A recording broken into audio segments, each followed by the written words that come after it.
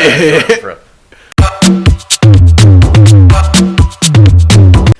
안녕하세요. 오랜만이에요. 브라이언하고 프린스 같이입니다. 오늘은 what day is today? 토요일이야. I'm your host and welcome to our N.Cast Podcast. There we go. Yeah. I don't like how my mic's looking. All right, there we go. Hey, you gotta do some last minute adjustments. Last minute. Mm-hmm. So, how you been, Brian? Good question. Let's see. I think it's been a couple weeks since I've been on here. I was actually no, I wasn't. Man, I'm getting my the week before. Yeah. So only 1 week. Yeah. All right. So yeah, we're on normal schedule. Yeah. So last week, I believe I mentioned to you that I'm back in school for the spring semester. You did? Yep, and taking some pretty cool classes, if I do say so myself.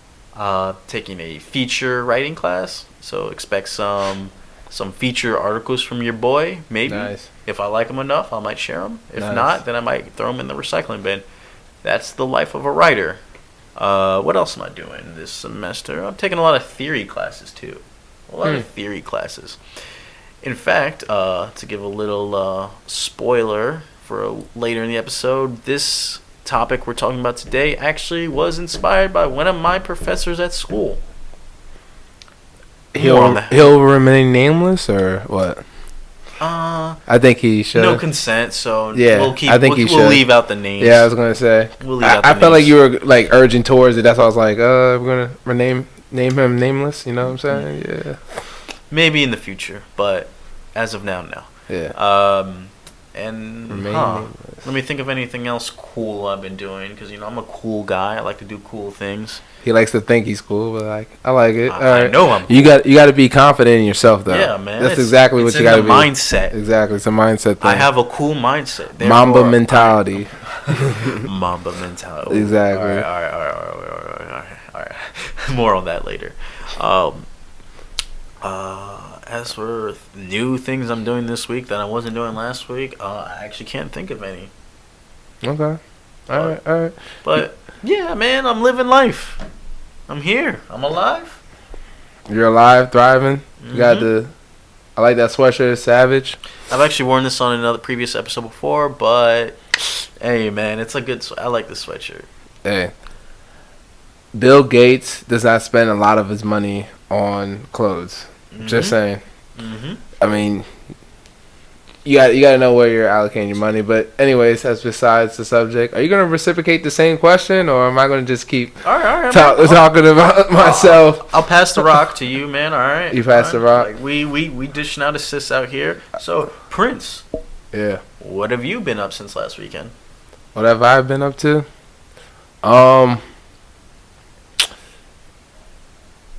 It sucks, honestly.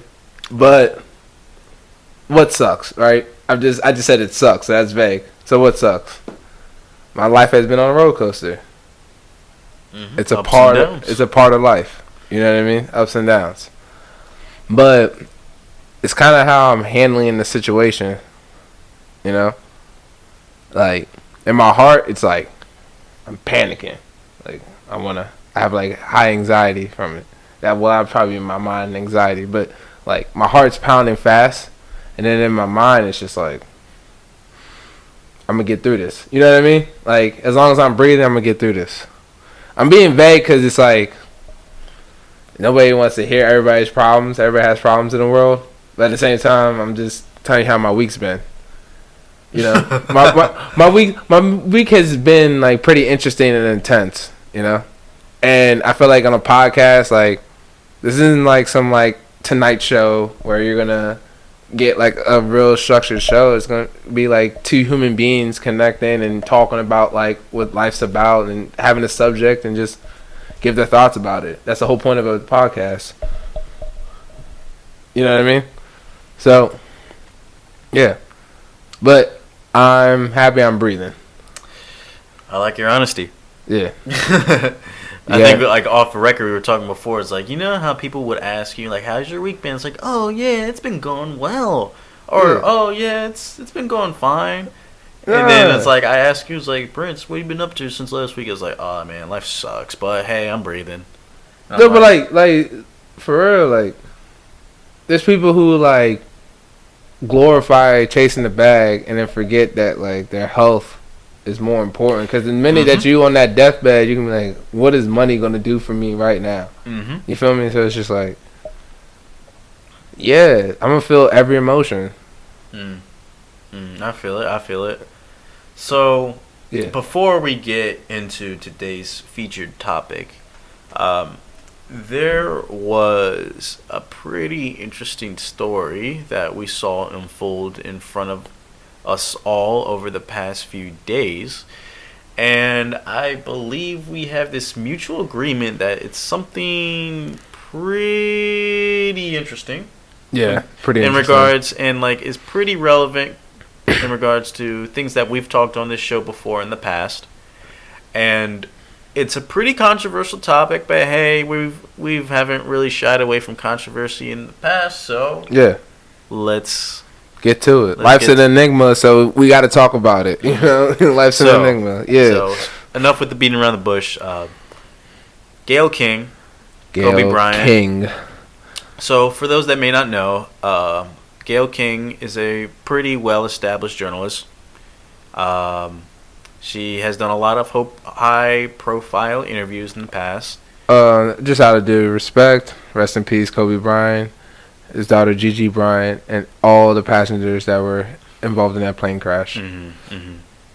I just don't know everybody's name, but their life does not mean less than Kobe Bryant's and all that. Everybody involved is a horrific crash. But keep going, Brian. And so she recently had a one-on-one interview with Lisa Leslie, I believe. And you know she scored 101 points in her high school basketball game?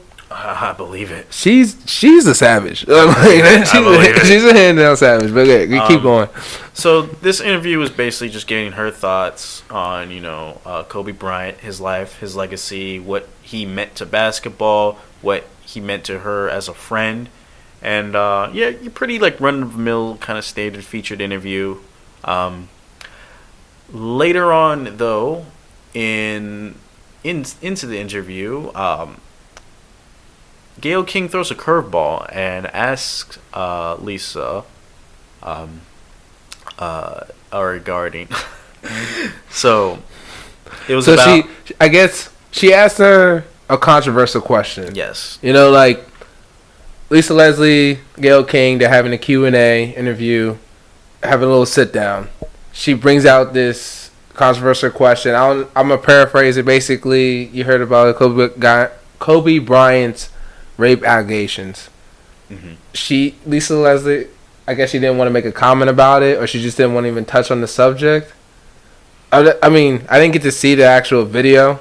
Well, but I just read the articles and the way it's described. She answered it pretty appropriately. Yeah. Like, that doesn't affect me at all. Like, he's a good person. Yeah. Yada yada yada. And then Gayle King replies like, yes, but you are speaking from the perspective of as a friend. And then she said, yeah, that's true, but I know he's a good person. And that was really it. Yeah. That was really it. That was it. This blew the fuck up online. Because of the timing, one. Two, it lacked empathy of how she did it. It was sleazy. Forget all the red herring racism bullshit. Fuck that. It was sleazy how she went about it in a Q&A. She just popped that question in. She probably had a team. Probably add more context to what I'm saying. She's part of communications. We're both communication majors, so she's part of PR. They usually have a team who talk about the questions that they're going to ask whoever they're interviewing. And that's definitely a question that you would like write and you would put like a star next to, because that serves a specific purpose. It's like that question that kind of like gets into the heart of somebody you're interviewing and like really kind of throws them off. So I should start by saying, like, for those that may not know this about me, I've actually done journalism work in the past. I've written for my high school newspaper. I've done some contributing work in college, and right now I'm taking a feature writing class, and I'm working on featured stories that may be contributed to my school newspaper, or maybe I might post online. Just do it. With that being said, just do it. Always post. It's documented. Yeah, I'll think about it. Because you say, all right, you can be selective. But, I mean, back on the topic. Yeah. So, coming from a journalism background, Gayle King was doing her job. As a journalist, that's what we do. So, to add more context, we are doing a podcast. So, you have to understand, part of communication, part of being a journalist, part of being in PR, a lot of people are going to get down and find the evidence, and they'll do unethical things. Unethical, right? That's what I said. Unethical things to get what they need to present to the public. Mm-hmm. It's part of the job. It's part of the job description. Some people may find it sociopathic. And it kind of is, I'm not going to lie. Yeah, like, it's borderline sociopathic because, like, they're willing to burn bridges. They're willing to coerce or, like, convince somebody that they're trying to get their brand name out there and then turn their back on them and throw out, like, a sleazy article the next morning. Mm-hmm. Now it's on social media, so it can come down at midnight or whenever. Mm-hmm. It's just as long as it goes viral. It doesn't even matter about the time zone, as long as it goes viral.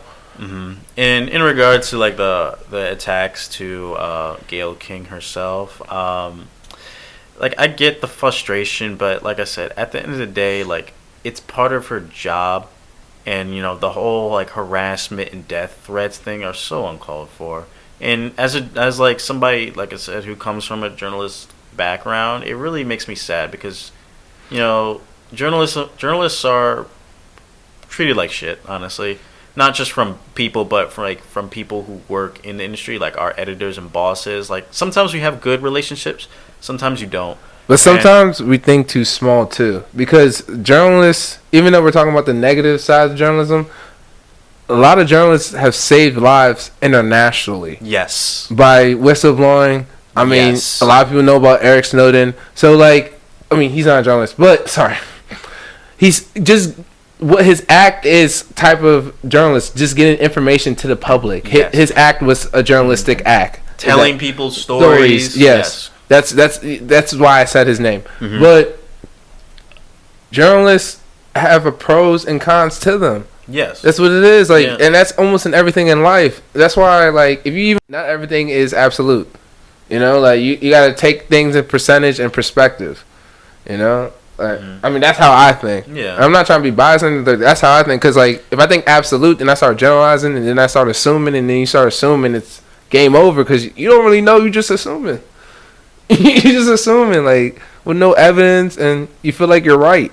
And then if you don't have friends like my boy Brian here to bring you back to reality, who knows where you'll be. But go ahead, keep going. But I mean, that was basically all I had to say about that. It's part of the job. Like, sometimes it's unethical. Yeah. Like, I've definitely learned things in, like, my journalism classes that, like, I kind of had to take a step back and be like, whoa, this is a lot to take. I mean, I've learned things when I was in college about my mass communication classes where I'm just like, wow, like, that, like, exposed me to so much more of how, like, one, sociology, two, like, how we as a mass understand how we can be influenced by what goes on by the news. This is news to us, like, whether we like it or not. Sometimes it's seen as junk news. I mean, I would put that junk news category. I'm not gonna lie, I would put that junk news category. But, like, it kind of tells you, like, the psychology of what's going on, like, online, because that's our second identity, whether we want to believe it or not, or want to see it that it exists. Yeah. But Brian, let's go to the next topic because I'm just gonna keep going. We gotta cut you off. Thank you. We gotta cut you off here. So, our featured topic of the week. I hinted towards it earlier. This was inspired by one of my classes. Today, we're going to be talking about the difference between a theorist and an activist. So, you probably hear that and you're like, theorist and an activist? Like, what's the relation? Like, where are you getting at with this comparison? So, let me start off with an analogy. Say you have a small boat, and you're in the water with your small boat, you and your buddy. And say the boat gets a leak. So the leak happens and water starts coming inside your boat, and your boat slowly starts, to get filled with water, and then, as you consume, eventually the boat will sink. So these two people that are in the boat, one's a theorist, the other's an activist. The activist will immediately spring towards the hole and try to cover it up, and do everything in their power to stop the hole, to plug the hole and stop the boat from sinking. The theorists will look at the hole, rub their chin, and be like, how did this happen? He's a ponder. He's trying to understand, like, how did this happen? How long do they have until the boat gets filled up with water? And yeah. So at this point, the activist is looking towards the theorist, is like, yo, help me. Help me. If you don't help me, then this boat's gonna fucking sink. What's that, Kevin Hart? Help me. Yeah. So the activist plugs the hole. Cool. Then another hole starts. And then the activist, goes through that hole and tries to, plug it up to keep the boat from sinking. And at this point, the theorist is like, hey, I'm not trying to be an asshole, but if we don't, understand the root of this problem, this is just going to keep on happening and happening. If we can get a deeper understanding on what's causing these holes in the boat, maybe we can stop them permanently. Or, at the very least, that boat that's behind us, maybe we can help them and help them prevent having the same problems that we're having. So, yes, in a nutshell, that's the relationship between an activist and a theorist. So, but let's get into, the actual, kind of pseudo textbook definition. Prince, do you have that queued up for us? I already actually do, because I have my tablet with me. Mm-hmm. I think I mentioned this last episode. I need a tablet to keep the structure. Brian was trying to poke fun. I had to edit and go through that painful experience. But anyways, so I guess this is Google definition.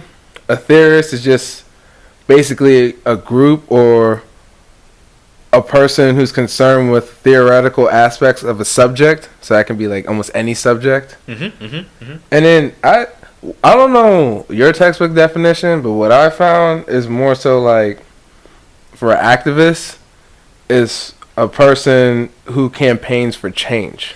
Yeah, and that still applies in my example. Is it activist? Is it an agent? He's trying to do something about it? Yes. Okay. Somebody who is striving to do something, to change something, to fix something. Because in activists, you look at the word, you see activity. Yeah. Action. Yeah. Somebody who takes action. I guess it's how I was digesting campaigning. So when I think activists, a lot of people probably think of civil rights, yes.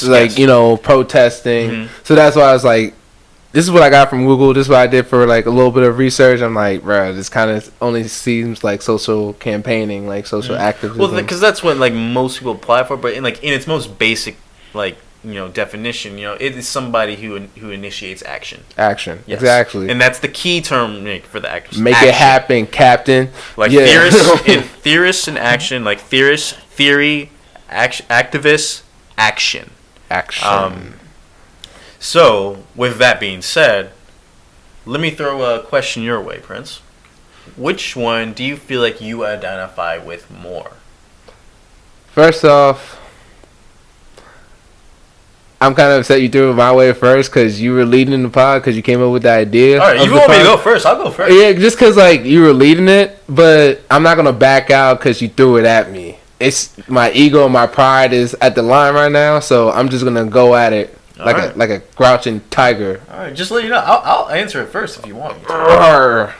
I don't know why I did that. All right, my bad. Yeah. Anyways, to answer the question, I honestly believe that I'm growing into a man. I'm evolving and understanding life more and more.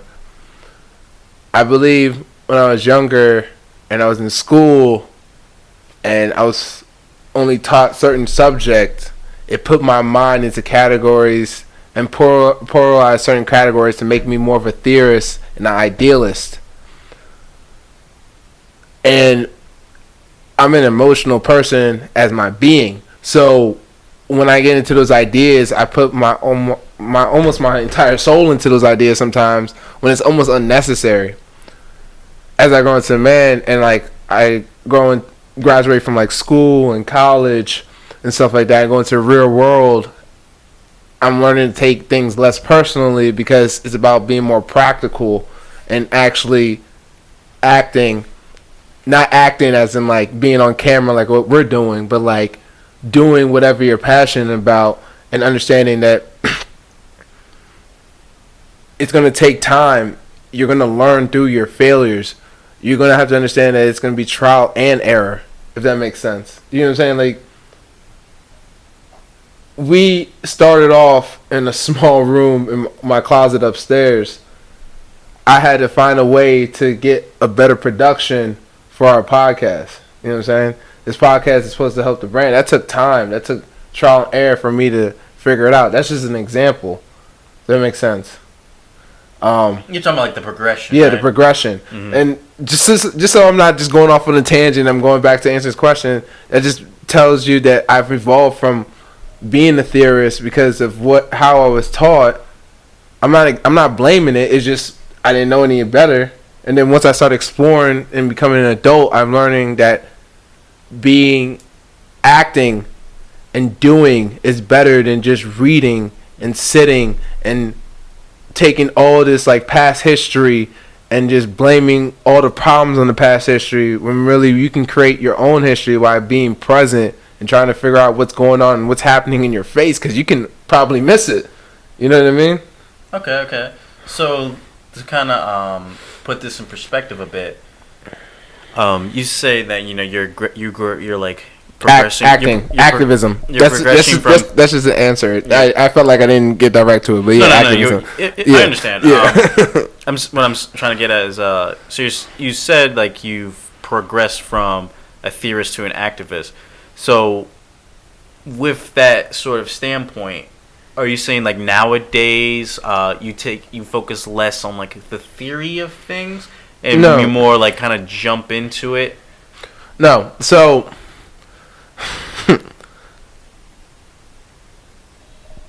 I'm not absolute with everything I'm learning now. I'm not afraid of changing my mind because then I know that I learn something from it every time. I'm only concentrating on what I'm learning and what I can do with what I'm learning and applying, if that makes sense. My mindset, it wasn't controlled by a school system, but like I was like, I want to be successful. That's just my personal identity. It's who I am. I focus on being successful, and I put too much pressure on me to do that. Like when the North Star should be like being happy with whatever I'm doing and passionate about. If that makes sense. No, I feel like you need both. I'm not afraid to change my mind. Theories help when you're studying the history and studying the loss in the past. You know? I mean, your analogy, obviously there was no like research. The guy was just thinking of how to close the hole in the boat. Yes. But that was just like the fundamental of understanding the difference, right? Mm-hmm. But like in a macro, people are going to do the research to figure out it's problem solving. You know, there's a problem and you're trying to solve it. Mm-hmm. That's basically the fundamental understanding of what your analogy. I feel like yes, you should be observant. You should understand what's going on in the market, but you also should be doing. Like, there's no, like, I was so serious what I said in the beginning of the podcast about percentage and perspective. You know what I'm saying? Like you got to see what's going on, and then you got to act on that. Mm-hmm. If that's what you want to do, and my example is more so off social media, just because that's what people are trying to thrive for if they're watching what our podcasts on YouTube or Instagram or any other platform. You know what I'm saying? But like, it's the same thing if you want to be in real estate. You know, they talk about, I've been to real estate seminars all the time, and they talk about, like, you can go wholesale. You just got to know how to market. You see those pitchfork signs that are like Gaithersburg and all that stuff, like, or just in the highway medium and stuff like that. It's just like, some of them are the most sleaziest signs you ever seen, but it doesn't matter. They're doing because they're trying to figure out the data of what they do. You know, they get more back. More knowledge and value from doing and learning from their mistakes than just reading about others' mistakes, because they didn't make that mistake before. They just know what to look for. It helps. Mm-hmm. But how does that relate to your life? And that's me asking you a question. Like, how would that relate to your life? It doesn't. Everybody's life's different, right? Yeah, that's true. So in regards to me and where I fall in this spectrum, I've always considered myself more of a theorist than an activist. Not that, like, you know, I'm like somebody that just spends all their time like researching and understanding something without, like, you know, taking my turn and you know, like kind of putting like what I'm doing to test. It's just that, like, whenever, this is like kind of like my learning style, right? Whenever I try to learn something, I'm really, really focused on like having a firm grasp on not just the fundamentals, but like even deeper than the fundamentals, like why the principles. Yeah, that's a good the principles. Yeah, the principles. Just the why, because sorry, no, go ahead. All right, I don't know my friend. Go ahead. You had your rant time. You had your rant time. All right. So, like, for an example, like when I'm learning Korean, you know, when I learn words and I learn grammar, like, I always like to ask, you know, why? Why is this a thing? Like, what does this say about the culture? Why is this not a thing? Blah, blah, blah, blah, blah.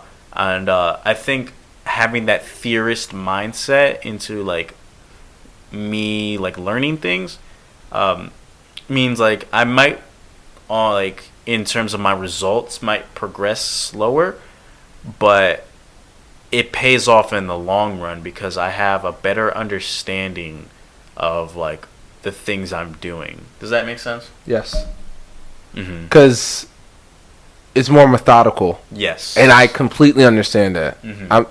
What I'm saying is, in the stage of my life, me evolving as a human being in my life, I'm not trying to be biased. I'm just going off of experience of what I've learned.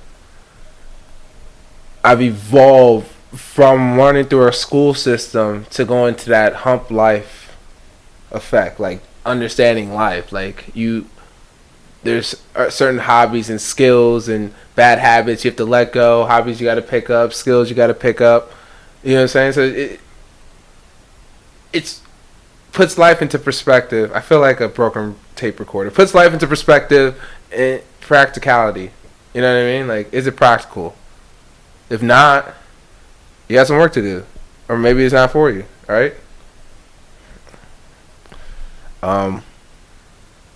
That was just an honest moment with myself. Like that gave me like a psyche moment for myself too. Well, in the middle of your rant, you were like learning things about yourself. Yeah. Like, you know what? I didn't think about it that way. No, like, yeah, and it's probably so simple, but like everybody thinks simple is easy. People tell you simple doesn't mean easy. Don't get that twisted. Yeah, that is. Don't get that twisted. That. Like, simple does not mean always mean easy. Like, you can have something that's difficult, that's simple, but it's difficult. Simple means connection. Like, simple means like it makes sense. You doing it. Yeah, the connections are clear. Difficult. I think that's a good way to put it. The connections are clear. Yeah, the connections are clear and logical. That's what it means. But it could still be difficult because like it could be like difficult to whatever. Like if it's like a physical sort of like task, physical, like it'd mental, be difficult to physically do, or like mentally, like it's difficult to go through the steps. Like simple means clear. Yeah. Like there's a chronological order. It's clear. Mm-hmm. It's connections, like we said. So, Ryan, time's running. That's like I'm trying to get this time. You're hogging all the playtime. Yeah, man. I know. I know. I gave you the football, and you're running the clock. Yo. You were running the clock. You were doing run plays because no sidelines. I'm gonna be real with you. I was editing some of our old shows, and you were calling me out a couple times. So I was like, I gotta step up to the plate because this is like I'm doing all this work, and I'm like, yo. Like, I had a terrible week, but I got to bring it on to the podcast and be real, be authentic as possible. This is like a rapper taking out, like, their frustration in the booth. Hey. And then they spit the hot 16. I'll give you that spicy. I'm nice. I tell you that. As soon as you drop the hat, it's like, Hey, yo, turn the headphones up. Turn the headphones up. I'm not going to lie. I was watching, you're probably going to hate me for this, but I was watching Kanye West Def Jam Poetry Slam. Okay. Yeah, or Poetry Jam, not Slam. It's Poetry Jam. Okay. And the progression of like his personality and his art, like there was 3 different sets. His first set, he was like dressed down. He still had a chain. He looked like he just got into the game of like being hip hop. Everybody knows he can freestyle. Just when it's probably like around 03, 04, because his mouth. His jaw was still wired. Yeah, it was still wired. Yeah, so I was like, ooh. Yeah. His mouth was still wired, so you could tell like it was harder for him to enunciate his words, and like he had a little bit of speech impediment.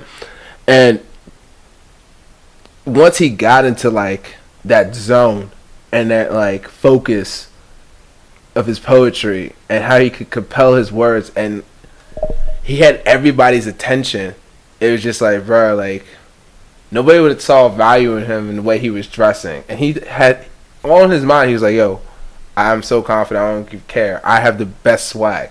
I thought it was garbage. Honest, like his dress, what he was wearing was garbage, but he was just so confident in himself, and then what he could present. It was like he could talk that talk, but also like walk that walk, if that makes sense. Like he was given what he wanted. So in this next stage, he got a bag, you know what I'm saying? Like people saw value what he could do.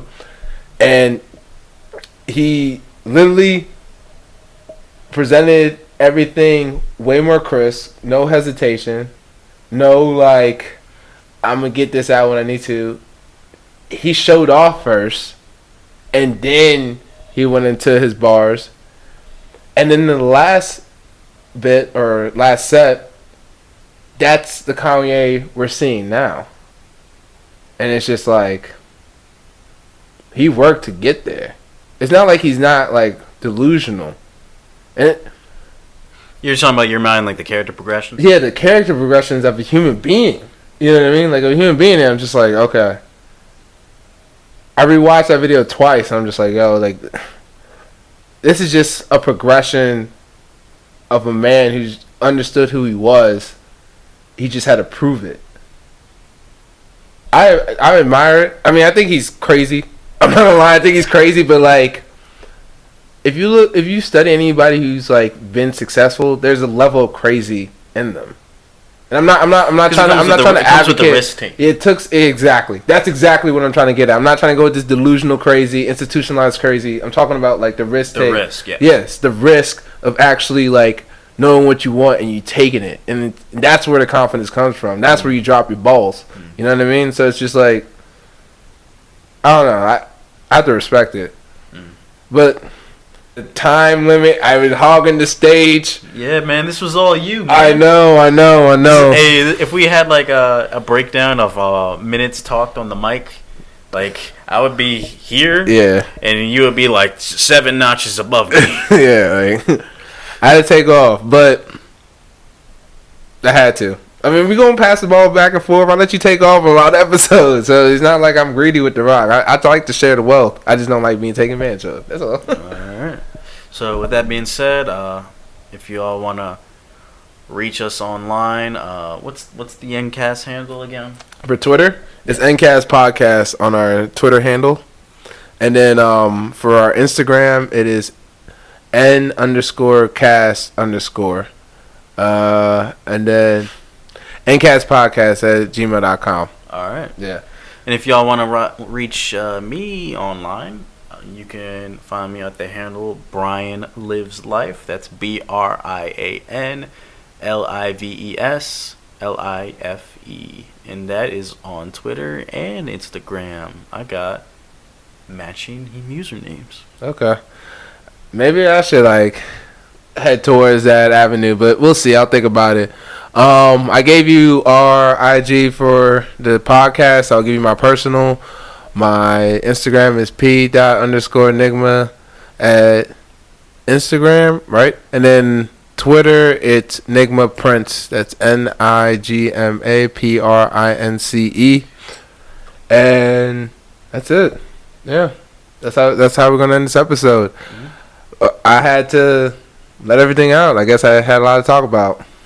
So yes, it seems like you did. Yeah, but yeah. Till next episode, everyone. 안녕히가세요. 또 만나요. Peace. All the things you try to tell me don't really make no sense at all. All the things you try to tell me don't really make no sense at all.